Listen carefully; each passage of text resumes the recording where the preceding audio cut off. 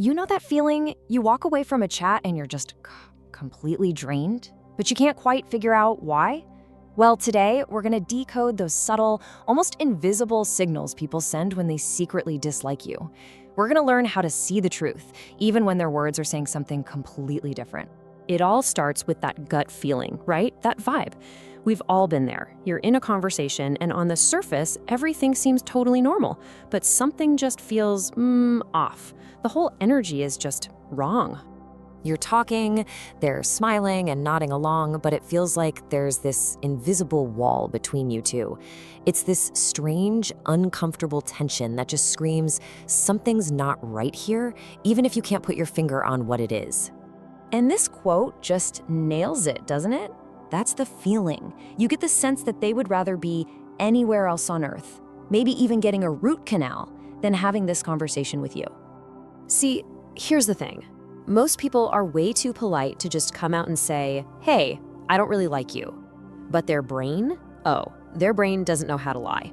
So today, we're gonna conduct a little audit of their nonverbal cues so you can stop wasting your time and energy on people who, frankly, just don't value you. So how do we actually do that? Well, we're gonna break it down into 5 key signs. Think of them as clues, like you're a detective, and they're gonna reveal what's really going on behind that polite mask. And this is the basic conflict we're trying to figure out. Their words are programmed for social niceties, but their body, their subconscious, is practically screaming the truth. Let's dive into the first and maybe the most common sign. Okay, so we're all taught to think a smile means I like you. Big mistake. There are actually 2 very different kinds of smiles, and one of them is a total dead giveaway of dislike. And there's some pretty cool science behind this. A real genuine smile is called a Duchenne smile. It's an involuntary reaction that lights up your whole face. It engages the muscles all the way up to your eyes, creating those little crinkles at the corners. That's the real deal.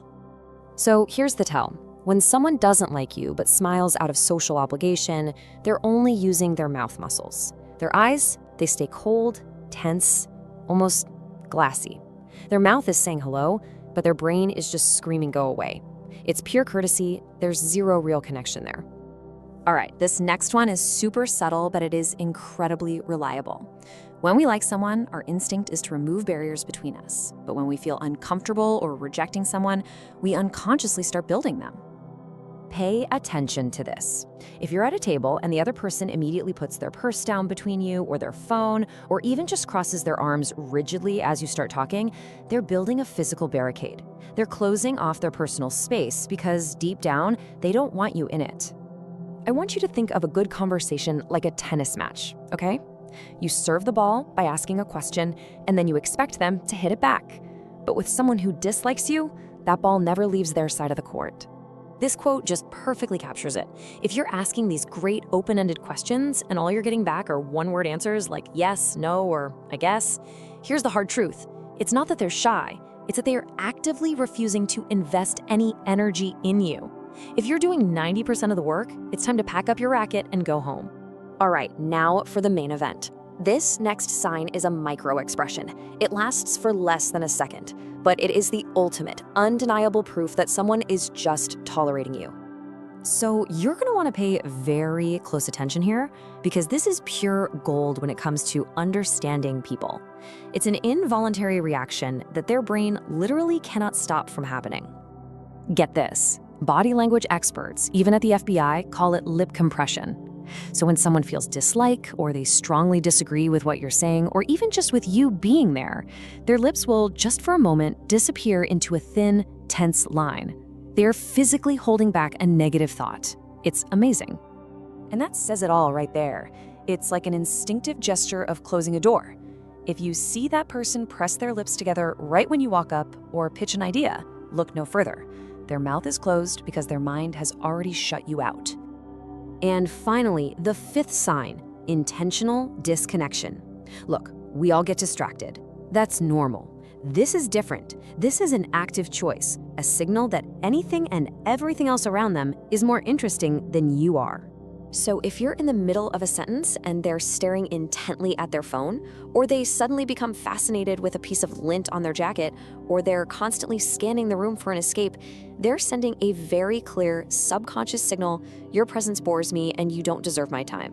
Okay, so you've learned to spot the signs. You can see the fake smile, you see the object wall, you catch the lip compression. So the big question is, what do you actually do with this information? This isn't about feeling bad about yourself, not at all. This is about taking back control of your own social energy. It's about empowering yourself. And honestly, this is the single most important takeaway from all of this. You can't please everyone, and that's okay. The real problem is when you waste your precious energy trying to win over someone who has already made up their mind. Recognizing these signs gives you the freedom to walk away and invest your time in people who actually do value you. Before we wrap this up, I want to leave you with one final, incredibly simple tool you can start using today. It's kind of like a bonus trick, and it works like a charm. It's called the eyebrow flash. The next time you see someone you know, just watch their eyebrows in that very first instant. If there isn't a quick, subtle little upward flick, then there's no genuine joy in seeing you. It is such a simple but powerful test.